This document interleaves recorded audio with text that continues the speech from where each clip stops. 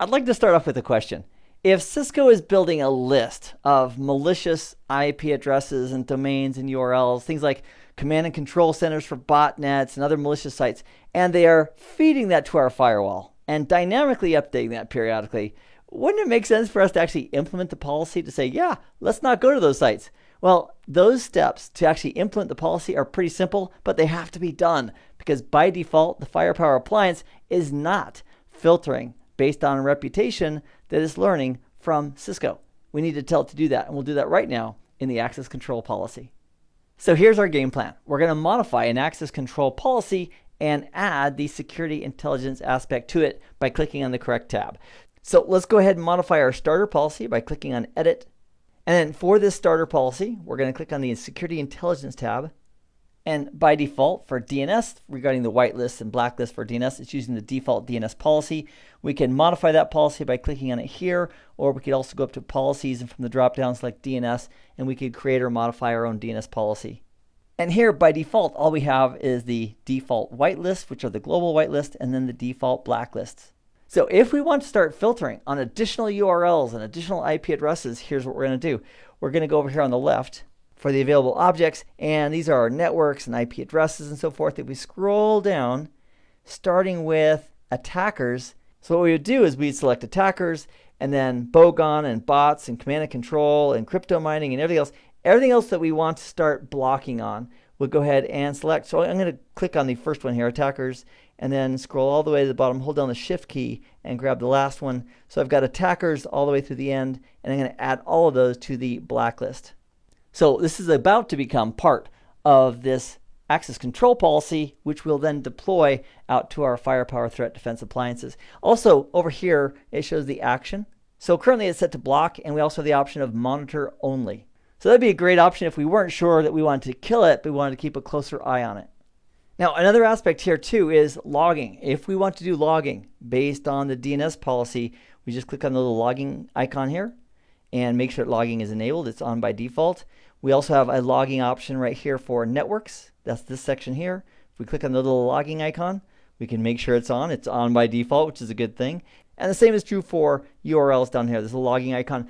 And logging is on by default, and that's a great thing because we want to see those security intelligence events as they happen. So with that in place, we can click on Save, and then our final step would be to deploy this policy, which is associated with our security appliance FTD-1, so it can go ahead and start implementing the blocking based on this policy. So I thought to myself, how do I verify, or how do we verify that the actual blocking is taking place? And so one way of doing that, and this is a little bit creative, is I'm here at the FMC, and in this file, sourcefire_intelligence_feed, it is the feed information for all the malicious IP addresses. So if we just do a more of that and grab one, in fact, let's just grab this one right here. 185.244.25.166. And I'm going to write that down so I don't forget it. Okay, great. And I'm going to stop that scrolling because this just goes on and on and on for hundreds and hundreds and hundreds of lines. Now that we know there's a bad IP address, let's go ahead, before we push the policy to our FTD appliance, let's go ahead and verify from Bob's computer that he can access it or try to access that without a problem. So on Bob's computer, let me just do a telnet out to that address, 185.244.25.166. Press enter, and let's do a ping to that address as well. And that's a great start. So let's go take a look at the event log on the Firepower Management Center just to verify we see those events and that they were not denied. Okay, so I see the ping request, which is enough. It was allowed by the firewall, wasn't denied. And so now what we can do is let's deploy the policy. So we'll click on deploy. We'll make sure that FTD1 is selected, and he's going to get an updated access control policy with the security intelligence information added, and we'll click on deploy. And then we'll just hang out here on the status page until it is completely deployed.